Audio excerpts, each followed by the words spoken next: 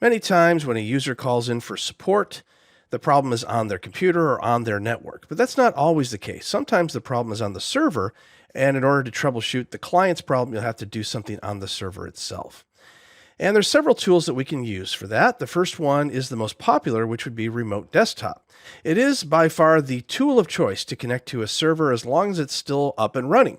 It's free, has great features such as printing and copy and paste. It's also easy to set up. You will need to make some firewall changes both on the Windows server as well as the internet provided firewall in order to make your way through to get from the outside to the inside of that server. ScreenConnect is another product. It does have a cost, but it does provide more services than just plain old remote desktop. You can connect multiple monitors, do a remote start, among many other features for a monthly fee. VNC is an open source product that's very popular and comes in many different brands that put their spin on the free product and charge a monthly fee. It may not be as secure as ScreenConnect or Remote Desktop, but it does work on all versions of Windows and Linux-based servers, which is something that Remote Desktop cannot do.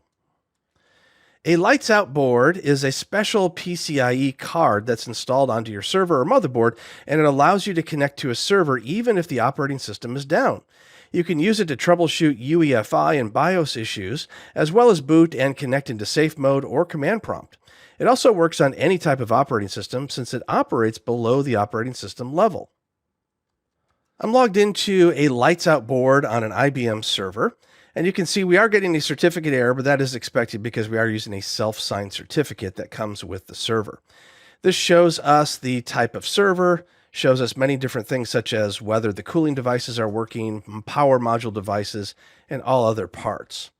If we go into system information in the drop-down, we can get a quick view of all the different things that are going on and the different machine types, models, and serial numbers. If we click on Power Actions, we can choose to power on, power off, shut down, restart, all these different things as well. And again, this is separate from the operating system itself. We can also choose to remote control into the other server. I'm going to take a look at the top and look at the IMM management. And there's lots of different things here too, such as the users that we can use to log in, IMM properties. And if we hit the drop down again, we can take a look at the network. Here we can see our IP address information, that it's static, it shows the subnet mask and gateway, and we can make changes to them right here. It also gives us other information such as DNS, dynamic DNS, and others. If the integrated management module itself is giving us problems, we can go down to reset or restart the IMM, and we can also activate any licensing if we need to. Under server management, we've got lots of different options such as the server firmware, remote control, server properties, power actions, and others. Here's the server properties. It allows us to go in and change to a new descriptive name, contact person, and other information. If we click on LEDs, we can see if there's any issues with any of our hardware components. Under hardware activity, it will take a quick look at what's happening with the hardware of our device. And each of the different IMM or Lights Out modules are going to show different information based on both the model of the server, the age of the server, as well as the manufacturer. So you're going to see HP look different from Dell, and that's going to look different from Lenovo.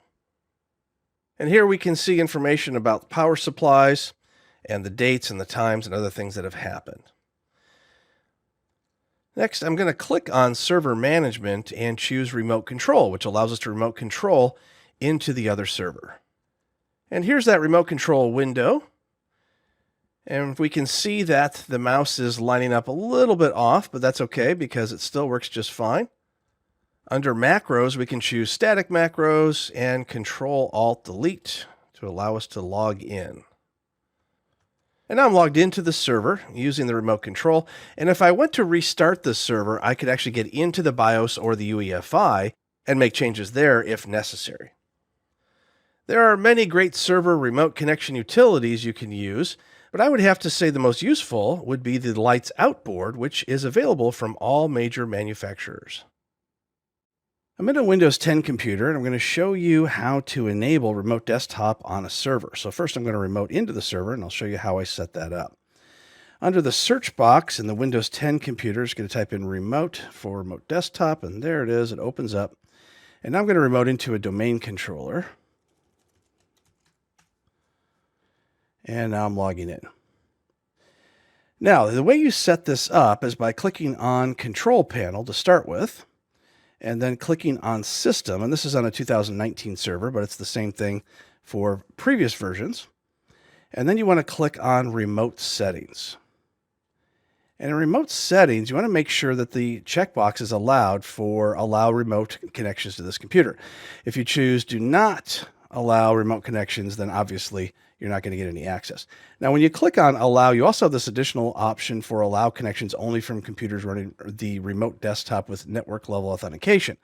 Although it's recommended, it's only a good idea if the computers that you're connecting to that server are members of the domain. So if you're remoting in, say you're a system administrator from home, and your home computer is not a member of the domain, and you try to remote in and this box is checked, you're not going to get in. So if you are only using domain joined computers to remote in, then you can leave it checked. It's totally up to you.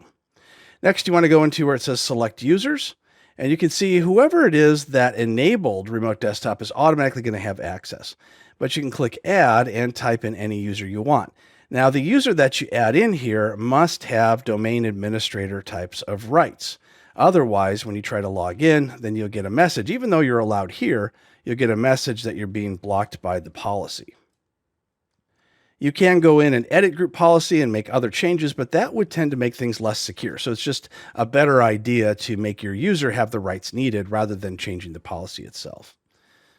Now let's take a look at some of the other features that we have here.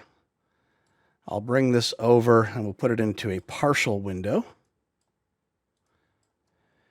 And one of those nice features is going to be copy and paste. So I'll just go ahead and create a text document, and I'll right click on it and choose copy, and I'll choose paste. And we can also do cut and paste as well. Now we cannot do drag and drop. That doesn't work. We see that we get the circle with the slash in it, but we can do the copy and paste. Another nice feature would be printing. So remember that printing is supported as long as it is to a local printer. And if we click on search and type in printers, you'll see it's no longer in the control panel on Server 2019. It's in the system settings. And here we see a redirected printer. This is the print to PDF, and then we also have the HP shared printer as well. So we should be able to print from the host computer into the remote controlled computer anything that shows up on that screen. If we try to print to a network printer, it's not supported, but it still may work. You can give it a try. You need to make sure that the print drivers are in both locations.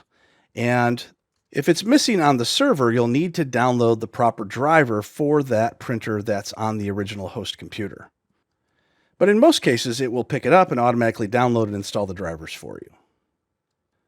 Some other features are found by going into the remote desktop program and clicking on Show Options and go to Local Resources. And here, if we click on More, we can see all the different things that we can share with our computer that we're using to connect to the server, such as drives, ports, smart cards, video capture devices, and some other supported plug and play. Using remote desktop into a server is the most popular way to connect to troubleshoot servers for clients because it is quick and easy to connect. It's included with the operating system and includes many great features.